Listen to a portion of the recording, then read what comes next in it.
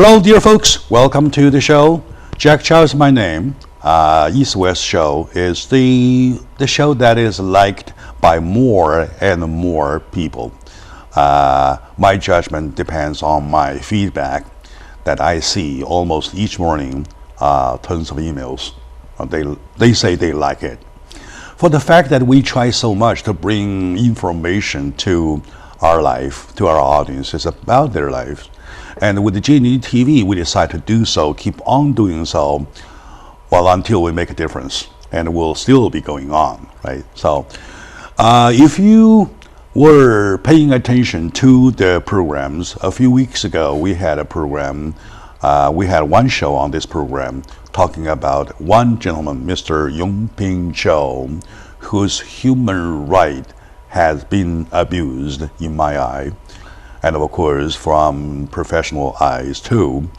And we're today trying to get some professional views into his case. So joining us is my honorable guest, and a big name and the winning attorney, a wonderful fighter, Mia Yamamoto. Especially welcome to the show. Thank you for inviting me. I appreciate it. Very good.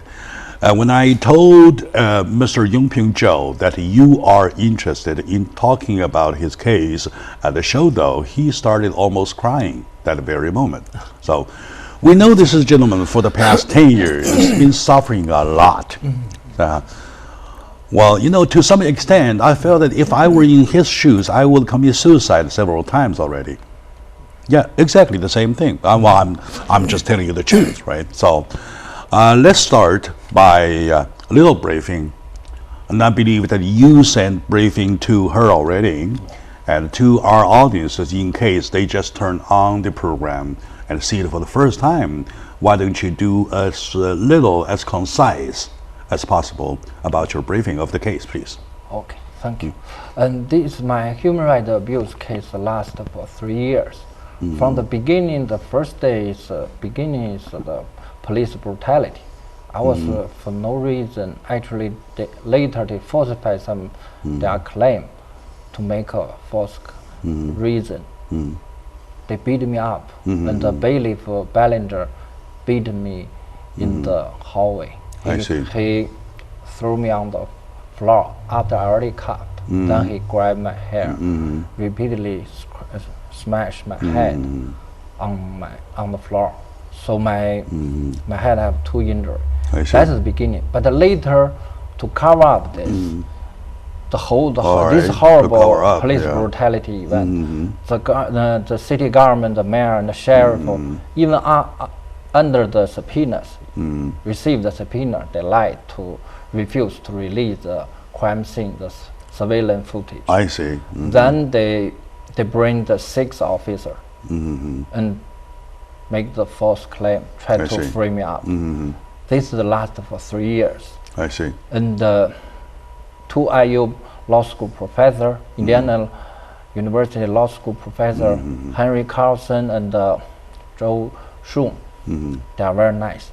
I went to there because I studied there. So IUPI for graduate school, some classmates. To the case, please. They reminded me to seek help from the law school. All right. They helped me for 3 years. But anyway, in the final trial, they falsified the 5 criminal charges. In the final trial of this frame up the case, and I cross-examined. I was tell the result of the and I was deprived my constitutional right and forced to go on the trial without a lawyer, without interpreter. During the cross-exam, I caught the 6, each of the officers, the lie and under their oath, and so finally the juror only believed me, and the 6th officer testimony. I see. All right. Okay. They never take. So that is how much to the case, right? Yeah, that's very good.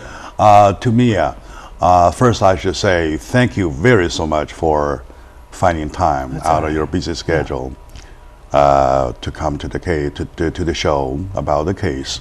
And by the way, bad news, as a follow-up to our last discussion, there was a execution to talk about. There are two cases and two death row being killed last night as of That's terrible. In state of Texas. And in the meantime, you want to brief us with about Cincinnati? It's actually, I believe, Connecticut, I believe. Oh, Connecticut, I think it yeah. was the state of Connecticut, I believe, in the state declared the death penalty unconstitutional. I see. Which means at least at that level of adjudication, there's some hope that they'll abolish How the death penalty many there. out of the 50 states had declared death penalty unconstitutional, please, Well, so far?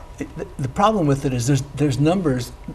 Even when a decision is made, they'll always go up further I to see. determine whether or not the higher courts are going to agree with that decision. But I couldn't tell you the exact number. There's a number of states who have abolished it. I see. And California still has it, along with the southern states for the most part. New York has abolished it, but I couldn't tell you specifically. You know, Ms. Yamamoto, the reason I started checking with you with the with death penalty is just to try to indicate that we have a culture of being cruel, right? I agree. While cruelly punishing people, of course, the punishable and unpunishable, and not even punishable, stuff like that, right?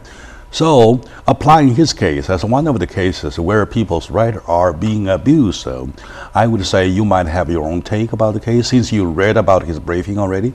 I read his briefing, and because of my experience in this work, I've been doing this for 40 years, it is unfortunately not uncommon. This happens a lot. Right. And if you look at the situations that we've talked about across the country, in Ferguson and Maryland and other places like that, Cincinnati, Baltimore, there are racial tensions between the police and between people of color, All right. people who are not white. And I think the problem with it is I wish there was more of a white audience to talk to them about it is different for you than it is for us. We are seen as different, not just by the police, but by the governmental system as a whole because it is so white. We are viewed differently. We are Exactly. treated differently.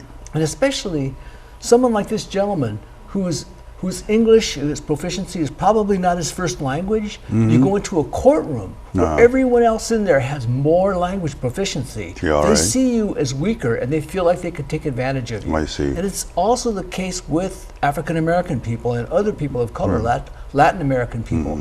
They see them as a different color and therefore they can be treated differently. And their stereotypes about violence, about their predilection, their propensity for violence, can be exacerbated, sometimes because of language difficulties. There's a cultural conflict, and they don't quite understand how a person is presenting themselves, and it's misunderstood. Yeah, sure. And when you're misunderstood by somebody with a badge and a gun, there's really no fair fight. Yeah, there's none. He There's can't none. There's submit. none. There's none. He's going to fight back, you'll get shot. So, Ms. Yamamoto, with that as a guideline, with these comments as a guideline, how about if we go step by step? To which point, what point, to which extent his right was abused, right? So I will start from the moment when he was ordered to leave the courthouse within 5 seconds. I'll count, right?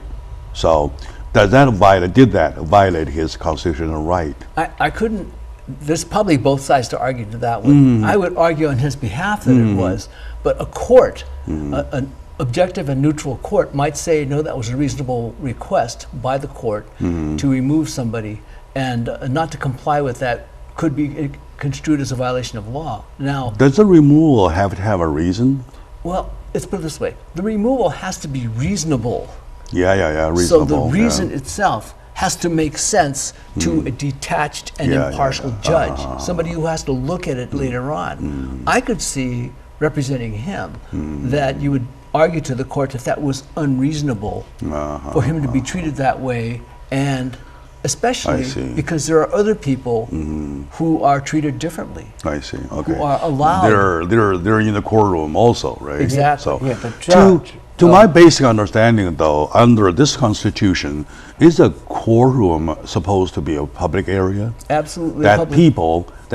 we the people, have access to? Well, that is true, and I'm completely all for open government and the First Amendment and everything that makes this country different from a lot of others. But you can't go too far as a citizen, All right. disrupting the proceedings, because proceedings have to take place. So, all right. There are a lot of cases in those courtrooms, and they can only spend a certain amount of time with each. And sometimes individual litigants, they overstep the boundaries of what they're allowed. I see. And that's fine. It happens all the time. Now the question is, at what point do you silence them? At what point do you remove them? And that's a completely it's a question that's up to an objective department. And let's put it this way: people in authority should exercise restraint. If you have a badge and a gun, you should not have to be slamming people on the sidewalk in order to get them to do what they need to do. You should be able to have enough experience. What do you want to say? And in my case, the judge never ordered me to leave the courtroom. Because I have the case, at that moment, I've been in the courtroom for one case already 7-8 years. Yeah. Judge never ordered me to leave the courtroom. Okay. And after my hearing, I can stay there to watch other cases. And then no one will bother. Excuse me for that insertion. From that point on, though, when the bailiff officer orders somebody to go out of the room, though, is that same functions like a police officer, traffic officer steps hands up, you do hands up, out of the car, you go out of the car without an argument, just follow instructions, or you do have an argument not to go? It's different when there's a traffic stop on the streets. And the courtroom is different because, like any other governmental agency, they have to take care of business. They've got to get things done. So you balance the free speech rights of the litigants, the participants, the customers, against the legitimate interests of the government in getting business moving without unreasonable delay. Because really, it's always a question of either unreasonably loud or unreasonably disruptive, whatever it was. I don't know what the basis of it was. Suppose what he says was right. Well, what he says was the fact. I didn't see he did anything wrong. All right. My dear audience, today we're talking about a case. I call it a sample case because there are many of them. Only one of the many, right?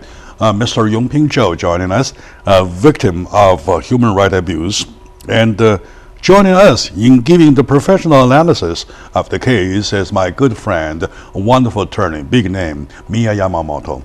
And she stands for what's right, and she fights for justice. So once again, we're fighting here to see justice served. So let's take a very short moment now. When we come back, we are still going step by step to see at which point, in what way he's been violated. All right, so stay with us.